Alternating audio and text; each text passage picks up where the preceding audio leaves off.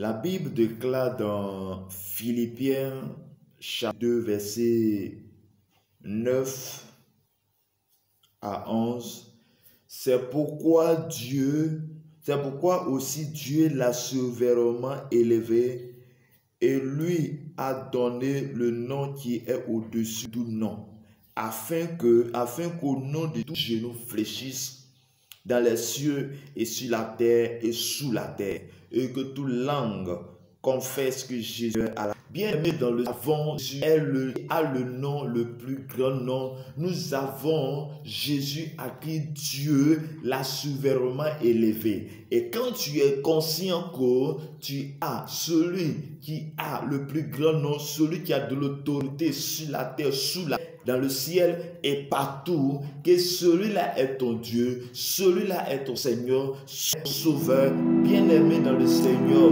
Il faut que tu engages le combat, parce que notre combat est sécurisé par le nom de Jésus. Et sur la terre, que tu veux ou tu ne veux pas, il y a le combat. Et celui qui donne sa vie au Seigneur, celui qui vit pieusement, bien-aimé, tu seras persécuté.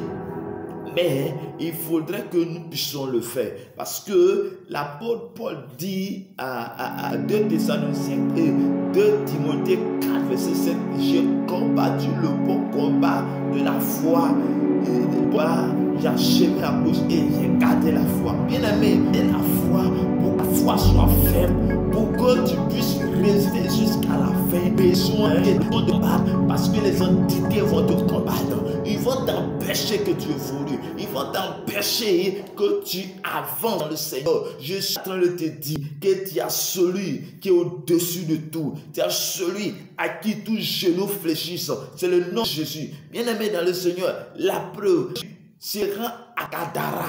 Chez les Gadadériens, lorsqu'ils arrivent, les démons commencent à se manifester. C'est ce qui dit, les démons commencent à se manifester. Les démons savent qui est Jésus. Ils savent qui est Jésus. Mais toi, est-ce que tu sais qui est Jésus? Est-ce que tu sais qui est Jésus? Oui, ce qui fait mal, c'est que nous qui avons Jésus-Christ, on ne sait pas qui il est. Bien-aimé, je suis en train de te dire, engage le combat, mène le combat pour tes enfants, mène le combat pour tes enfants. Nous voyons que David a mené le combat au trône, parce que quand il est arrivé au trône, les gens voulaient l'empêcher, puis qu'il résiste. Mais il avait sa foi en Dieu, il avait sa confiance en Dieu, il avait sa confiance en Dieu, c'est pourquoi il a pu résister jusqu'à la fin. Et bien aimé dans le Seigneur, les combats qu'il a fait, a mené, a fait que son enfant Salomon est venu, il était de la paix, le trône. Bien aimé, tu as les enfants. Oui, tu dois mener le combat pour tes enfants, le combat pour ta famille, afin que tu sois en paix. Bien aimé, pour que tu sois en paix, il faudrait que nous puissions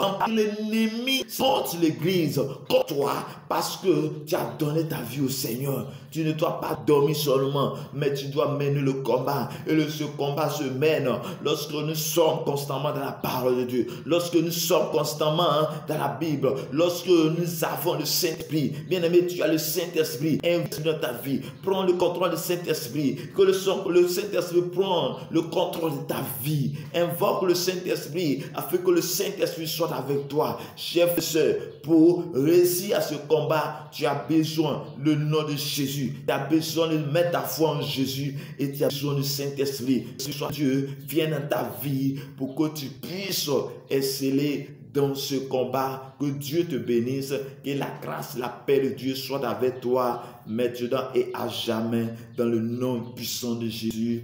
Que le Saint-Esprit te visite, le Saint-Esprit au nom de Sauveur Jésus-Christ. Que Dieu te bénisse, que la grâce de Dieu soit avec toi. Je déclare que tu puisses passer une bonne journée, une bonne semaine, que la grâce et la paix de Dieu t'accompagnent tout au long de cette journée, tout au long de cette semaine, au nom du Père, au nom du Fils, au nom du Saint-Esprit. Shalom à toi, que Dieu te bénisse, que la grâce de Dieu soit avec toi.